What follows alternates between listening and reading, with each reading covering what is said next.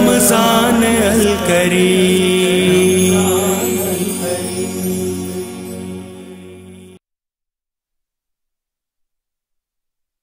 ناظرین welcome back, ایک بار پھر آپ کو خوش آمدید کہتے ہیں۔ میٹرو ون نیوز کی ماہ رمضان المبارک کی خصوصی نشریات آباد ہے رمضان۔ میں ہوں آپ کا میزبان ڈاکٹر بلند اقبال، اور ناظرین سلسلہ ہے علم و آگہی کا۔ آج خاص طور پہ حضرت بی بی خطیۃ الکبریٰ رضی اللہ تعالی عنہا کے فضائل و مناقب پر گفتگو کی جا رہی ہے۔ ہمارے ساتھ موجود ہیں جناب مفتی غضنفر طاہر صاحب، اور ہمارے ساتھ موجود ہیں عمیر شاہ صاحب۔ ہم ان دونوں مہمانان گرامی سے گفتگو بھی کریں گے اور جانیں گے۔ جی مفتی صاحب، آپ سے سب سے پہلے جاننا چاہوں گا، حضرت بی بی خطیۃ الکبریٰ رضی اللہ تعالی عنہا کا آج خاص طور پہ دن بھی ہے، اور ناظرین آپ کو یہ بتاتے چلیں کہ آج شام 6:30 سے 7 بجے کے جو ٹائم پیریڈ ہوگا، اس میں آپ کو تبرکات جو ہے نا وہ مقدس تبرکات اس کی زیارت بھی کرائی جائے گی 6:30 سے 7 بجے آج شام، کیونکہ خاص طور پہ ام المومنین حضرت بی بی خطیۃ الکبریٰ رضی اللہ تعالی عنہا کا آج دن بھی ہے، تو اس حوالے سے مختلف تبرکات جس میں غلاف کعبہ بھی ہے اور دوسرے تبرکات ہیں، ان کی زیارت آج 6:30 سے 7 بجے کے درمیان ہم کرائیں گے۔ جی الحمدللہ رب العالمین والصلاة والسلام علی سید الانبیاء والمرسلین، اما بعد فاعوذ باللہ من الشیطان الرجیم، بسم اللہ الرحمن الرحیم۔ ماشاءاللہ جیسے کہ آپ نے ابتداً یہ بات بیان کی کہ سیدہ خدیجہ پاک رضی اللہ تعالی عنہ وہ شخصیت ہیں جو سب سے پہلے پیارے آقا علیہ السلام کی حریم ناز میں آئی، اور آقا کریم علیہ السلام کو جو سارے کا سارا سلسلہ ہے، پھر پیارے آقا علیہ السلام نے جو تجارت کا سفر کیا، پھر سیدہ خدیجہ نے پسند کیا، تو آقا کریم علیہ السلام کی عقد میں آنے سے قبل سرکار علیہ السلام کی ان زوجہ محترمہ کے 2 نکاح پہلے ہو چکے تھے اور دونوں کا انتقال ہو چکا تھا۔ اچھا، اس کے باوجود اس ایسے عجیب و غریب معاشرے میں جو گمراہیت میں ڈوبا ہوا تھا، جہاں پر لڑکیوں کو زندہ درگور کیا جاتا تھا، جہاں پر عورتوں کی عزت، عصمت اور پارسائی نام کو بھی نہیں تھی، ایسے معاشرے میں سیدہ خدیجہ کا کردار اتنا ستھرا اور اتنا نکھرا ہوا تھا کہ عرب کے بڑے بڑے رؤسا اور عرب کے بڑے بڑے سرداروں نے پیغام نکاح سیدہ خدیجہ کو بھجوایا۔ یہ اس بات کا غماز ہے کہ سیدہ خدیجہ جب پیارے آقا کی حریم ناز میں آنے والی تھی تو اللہ تعالیٰ نے کسی ایسی عورت کا انتخاب نہیں کیا۔ آپ سرکار علیہ السلام کے پورے خاندان کو دیکھیں نا، جو بھی حضور کے قریب آیا ہے تو اللہ تعالیٰ نے ایک نکھرا ہوا ستارہ حضور علیہ السلام کو عطا فرمایا۔ تو سیدہ خدیجہ جو سرکار کی حریم ناز میں آئی ہیں، یہ پہلے اگرچہ عرب کے معاشرے میں تھی، 2 نکاح ہو چکے ہیں، لیکن اس کے باوجود ان کی عفت و پارسائی کا عالم یہ ہے کہ جہاں ایک طرف پیارے آقا صادق اور امین سے مشہور ہیں، وہیں جناب سیدہ خدیجہ طاہرہ اور طیبہ کے لقب سے ملقب ہے، اور ماشاءاللہ ایک حسین کردار ہے کہ جس کو دیکھ کر کے بندہ کہہ سکتا ہے واقعی یہی وہ ہستی ہے جسے خاتون اول اللہ تعالیٰ نے بنایا۔ سبحان اللہ، سبحان اللہ۔ یعنی کہ جو تجارت، جو کاروبار تھا، وہ ام المومنین حضرت بی بی خطیۃ الکبریٰ رضی اللہ تعالی عنہا کے والد محترم جو ہیں خویلد، ان کا بھی تھا، اور ساتھ ساتھ ابو ہند و حالہ جو 2 بیٹے جو تھے، 2 جو بیٹے تھے، اور ان کے یعنی جو پہلا عقد، دوسرا جو عقد ہوا تھا وہ پھر جنگ فجار میں ختم ہوا، اور اس کے بعد یہ تمام ذمہ داریاں جو ہیں وہ حضرت بی خدیجہ پہ آ گئیں۔ بالکل ایسا ہی ہے۔ اور جی یہ بھی فرما دیجیے گا کہ رسول اللہ صلی اللہ علیہ وآلہ وسلم کی تمام اولادیں ماں سوائے صرف حضرت ابراہیم کے، وہ تمام اولادیں جو ہیں حضرت بی بی خطیۃ الکبریٰ رضی اللہ تعالی عنہا۔ یہ بالکل ماشاءاللہ بہت اہم بات بھی ہے اور اہم نقطہ، اور یہ اعزاز سیدہ خدیجہ پاک کا ہے کہ پیارے آقا علیہ السلام کی 7 اولادیں ہیں، 1 جناب ماریہ قبطیہ سے ہیں اور باقی 6 کی 6 جناب سیدہ خدیجہ پاک سے ہیں، 4 شہزادیاں ہیں اور 2 شہزادے ہیں۔ تو جناب رسول اللہ صلی اللہ علیہ وسلم نے جناب سیدہ عائشہ کو جب انہوں نے کہا کہ یا رسول اللہ آپ خدیجہ پاک کا ذکر اتنا کرتے ہیں کہ جتنا آپ دوسروں کا نہیں کرتے، حالانکہ وہ عمر میں آپ سے 15 سال بڑی تھی، جبکہ اللہ تعالیٰ نے آپ کو نوجوان اور خوبصورت بیویاں بھی عطا فرمائی ہیں۔ تو پیارے آقا علیہ السلام آپ دیدہ ہو گئے اور فرمانے لگے اے عائشہ تم سب مجھے اس وقت ملی ہو جب مجھے خوشحالی میسر آئی ہے، اور میری خدیجہ نے اس وقت میرا ساتھ دیا تھا جب دنیا والے مجھے پتھر مارتے تھے اور لوگوں کے تانوں کا میں نے سامنا کیا، اور پھر میرے محبوب نے فرمایا کہ اللہ تعالیٰ نے خدیجہ کے ہی بطن سے مجھے اولادیں بھی عطا فرمائی ہے۔ سبحان اللہ، سبحان اللہ، بے شک۔ عمیر شاہ صاحب، خاص طور پہ اگر ہم یہ بات کریں کہ اسلام پہ جس قدر احسانات ہیں حضرت بی خطیۃ الکبریٰ رضی اللہ تعالیٰ عنہ کے، خاص طور پہ مال، اشرفیاں، دولت، جو کچھ اسلام کی راہ میں حضرت بی خطیۃ الکبریٰ رضی اللہ تعالیٰ عنہ کر سکتی تھی وہ کیا، کبھی اف تک نہ کیا، کیا کہیں گے؟ اور خاص طور پہ وہ شیب ابی طالب کا جو عرصہ ہے۔ الحمدللہ رب العالمین، الصلاۃ والسلام علی سید الانبیاء والمرسلین، اللہم صلی علی سیدنا مولانا محمد معدن الجود والکرم وآلہ واصحابہ وبارک وسلم۔ بہت اچھا آپ نے جو ہے موضوع دیا ہے اس پر گفتگو کرنے کا۔ اس سے پہلے میں چاہوں گا کہ آج جو ہے یوم ہے ام المومنین ماں سیدنا خدیجہ الکبریٰ رضی اللہ تعالیٰ عنہ کا، تو میں چاہوں گا کہ الحمدللہ آپ کے اس چینل کے توسل سے 1 کروڑ 12 لاکھ درود پاک کا تحفہ ماں کی بارگاہ میں پیش کرتے ہیں۔ تو آج پورا پاکستان، پوری دنیا اپنے گھروں پر نیاز کا اہتمام کریں، ان کی بارگاہ میں ثواب کو تحفہ پیش کریں، قرآن خوانی کریں، اور بالخصوص آج جو محسن اسلام ہے ماں سیدنا خدیجہ الکبریٰ رضی اللہ عنہ کا وسیلہ پیش کریں افطار کے وقت، کیونکہ ان کے وسیلے سے دعا کبھی رد نہیں ہوتی۔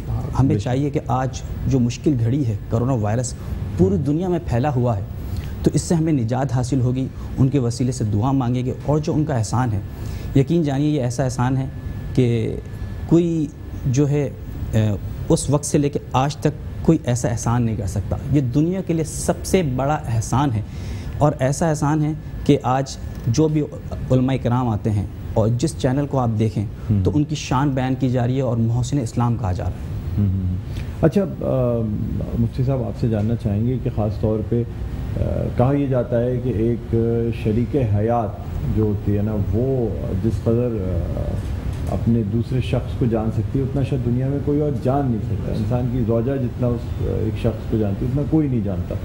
سب سے پہلے اسلام لانے والی خاتون، اگر ہم یہ کہیں کہ 4 شخصیات میں سب سے پہلے ایمان کون لایا، تو پھر اس میں حضرت بی بی خدیجہ الکبریٰ رضی اللہ تعالیٰ عنہ کا کون سا نمبر ہوگا؟ ماشاءاللہ بہت خوبصورت سوال کیا آپ نے۔ جو اسلام لانے والوں میں سر فہرست 4 ہستیاں بیان کی جاتی ہیں، ان کی ترتیب یوں بیان کر دی جاتی ہے کہ مردوں میں جناب صدیق اکبر، عورتوں میں جناب سیدہ خدیجہ، بچوں میں جناب مولا کائنات، اور غلاموں میں جناب سیدنا زید بن حارثہ رضی اللہ تعالیٰ عنہ۔ لیکن اگر اس اعتبار سے دیکھا جائے کہ ان 4 میں سر فہرست کون ہے، تو پھر آپ دیکھیں وہ جو آپ نے بھی بیان کیا کہ جب سرکار اسلام پر پہلی وحی آئی ہے اور آقا کریم علیہ السلام غار حرا سے اتر کر کے جناب سیدہ خدیجہ کے حریم ناز میں گئے، تو سیدہ خدیجہ سے فرمایا زملونی زملونی، مجھے کمبل اڑاؤ کمبل اڑاؤ، اپنی ساری کیفیت بیان کی۔ سیدہ خدیجہ نے تسلی دی اور کہا یا رسول اللہ، آپ کا رب آپ کو رسوا نہیں کرے گا، آپ غریبوں کی غم گساری کرنے والے لوگوں کے کام آنے والے ہیں۔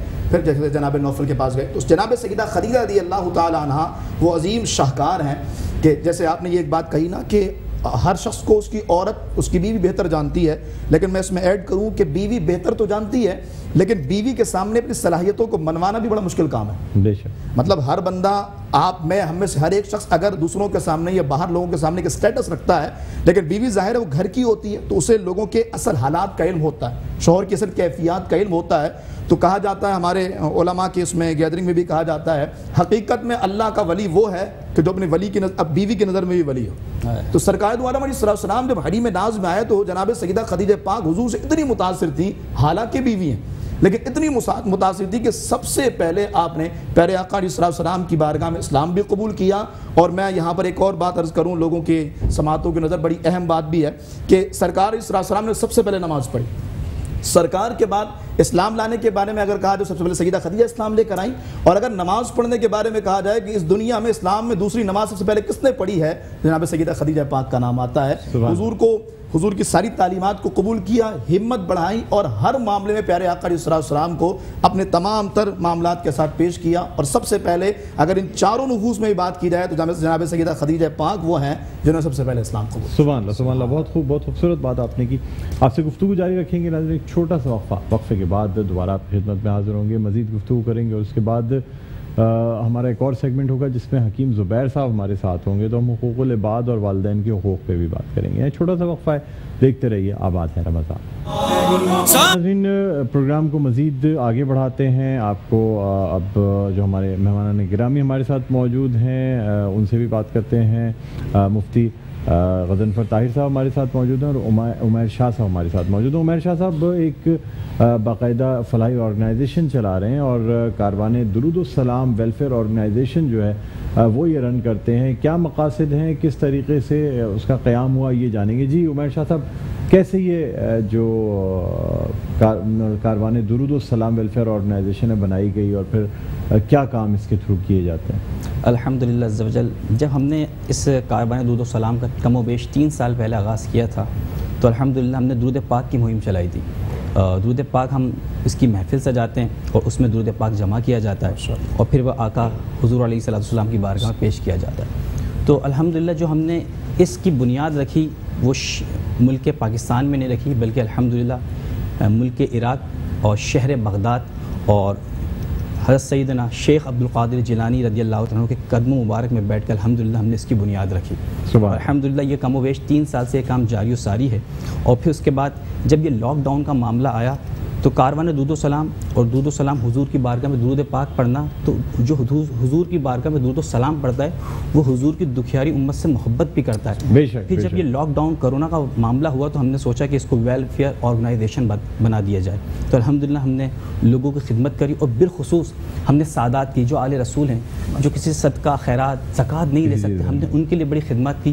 الحمدللہ پورے پاکستان میں، پورے کراچی میں بالخصوص جتنے سادات نے ہم سے رابطہ کیا یا ہم جن کے گھر پہ گئے، کوئی ایک ایسا سادات نہیں ہے جس نے ہم سے رابطہ کیا اور ہم نے ان کے گھر راشن نہ پہنچایا۔ الحمدللہ سبحان اللہ، بہت زبردست کی تو بات ہے۔ اچھا، اس کے اور کیا مقاصد ہیں؟ یعنی لاک ڈاؤن میں تو آپ نے راشن وغیرہ پہنچایا، اس کے علاوہ اور نصب العین کیا ہے اس؟ ہم انشاءاللہ پورے سال یہ راشن پہ کام کرتے رہیں گے۔ جو سادات ہیں اور سفید پوش حضرات ہیں جن کی آمدنی کم ہے، جو کسی کے آگے ہاتھ نہیں پھیلا سکتے، یقین جانیے کہ جب رات کو 12 بجتا ہے اس کے بعد ہم لوگوں کے گھر پہ جاتے ہیں جن کی کوئی رجسٹریشن نہیں ہوتی، جن کی کوئی NIC ہمیں نہیں دی ہوئی ہوتی، ان کو پتہ بھی نہیں ہوتا کہ ان کے گھر راشن آنے والا ہے۔ ہم ایسے بہت سارے لوگوں کو جانتے ہیں کہ جن کو ضرورت ہوتی ہے، ان کے جب گھر جاتے ہیں اور جب وہ راشن گفٹ پیش کرتے ہیں، ہم نے اس کا نام رکھا ہے راشن گفٹ، یہ ہماری طرف سے تحفہ ہے۔ اس میں کوئی صدقہ نہیں ہے، زکوٰۃ نہیں ہے، خیرات نہیں ہے۔ جو عام لوگ ہیں سفید پوش، ان کے لیے بھی ہم صاف شفاف مال پیش کر رہے ہیں۔ تو جو ان کی آنکھوں سے آنسو نکلتے ہیں نا، اور یقین جانے کہ مطلب ایسا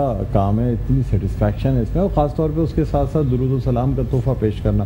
کوئی ایسا واقعہ بتائیں جو آپ کے ساتھ یا آپ کے کسی ساتھی کے ساتھ پیش آیا ہو درود و سلام کے حوالے سے؟ کوئی ایک واقعہ، ہزاروں سینکڑوں واقعے ایسے۔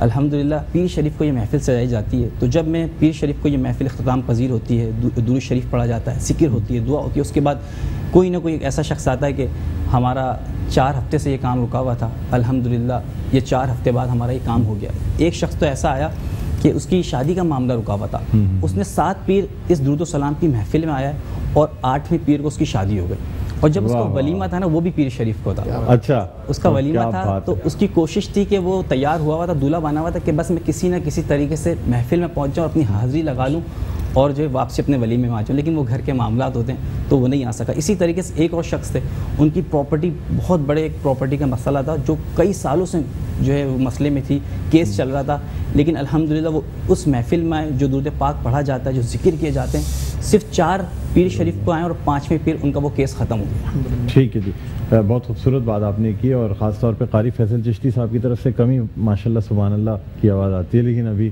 جو آپ نے بتایا کہ 6 پیر اس شخص نے اٹینڈ کیا، اس کے بعد 7ویں پیر پہ ماشاءاللہ ماشاءاللہ۔ اچھا، اب کوئی پیغام جو آپ دینا چاہیں ہماری اس ٹرانسمیشن کے حوالے سے جو عام دیکھنے والوں کو اپنے اس کاروان درود و سلام ویلفیئر آرگنائزیشن کے لیے کیا کہنا چاہیں گے؟ میں 2 پیغام دینا چاہوں گا۔ ایک تو یہ کہ یقین جانیے کہ لاک ڈاؤن کا جو معاملہ ہے، جو لوگ بھوک سے مر رہے ہیں، دیکھ رہے ہوں گے سوشل میڈیا پہ ویڈیوز آ رہی ہیں، تو ہمیں چاہیے کہ ہم اس کے لیے یہ قدم اٹھائیں کہ ہم دور تک تو نہیں پہنچ سکتے لیکن ہم ایک فیملی کو دیکھ سکتے ہیں۔ تو آپ ایسا کریں، جب گھر میں افطار کریں، سحری کریں، تو اپنے پڑوسی سے پوچھ لیں آپ کہ آپ نے افطاری کی، آپ نے سحری کی، بلکہ پوچھے بھی نہیں، اس کے گھر پہنچا دیں۔ اس طریقے سے ہر بندہ یہ کوشش کرے گا تو کوئی پورے پاکستان میں، پوری دنیا میں مسلمان بھوکا نہیں سوئے گا، نہ کوئی افطار سے محروم رہے گا، نہ کوئی سحری سے محروم رہے گا۔ اور دوسری جو ایک پیغام دینا چاہوں گا وہ درود پاک۔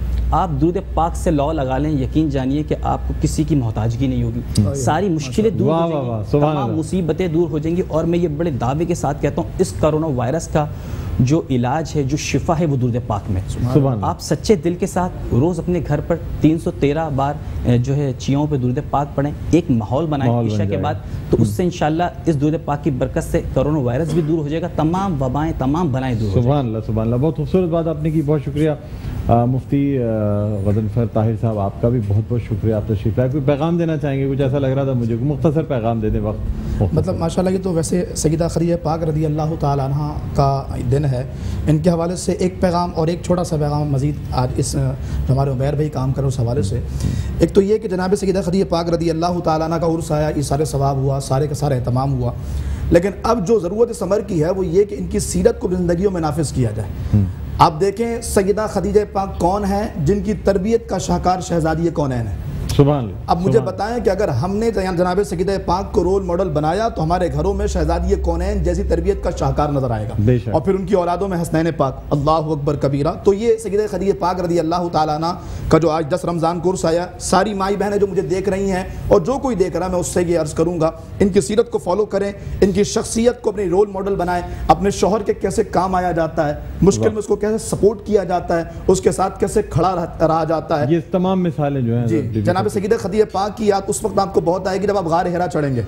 سرکار وہاں عبادت کیا کرتے تھے, خدیجہ پاک روز ناشتہ بنا کر کے وہاں اوپر جایا کرتی تھی, اور عمر شریف 55 سال ہے.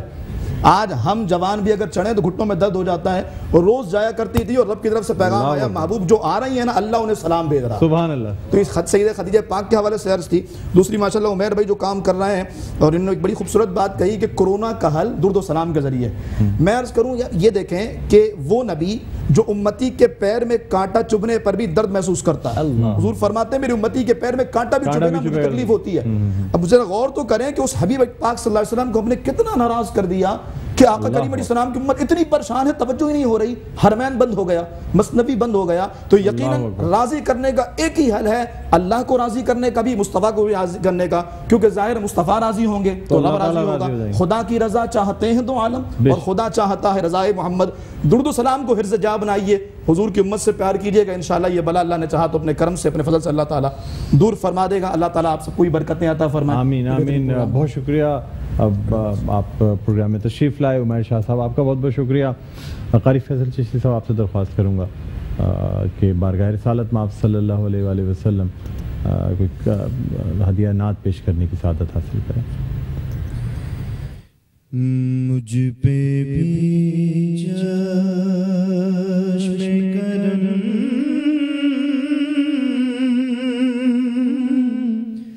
اے میرے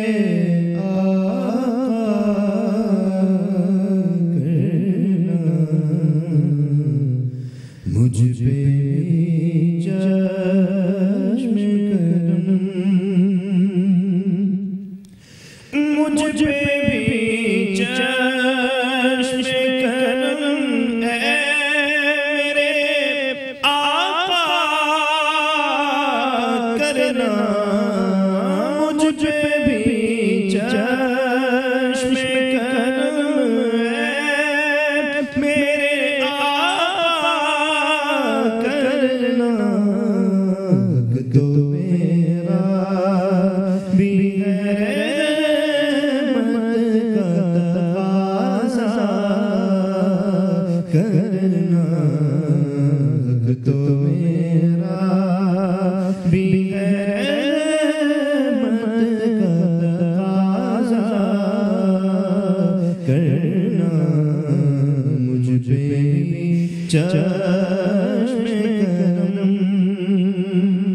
تو کسی کو بھی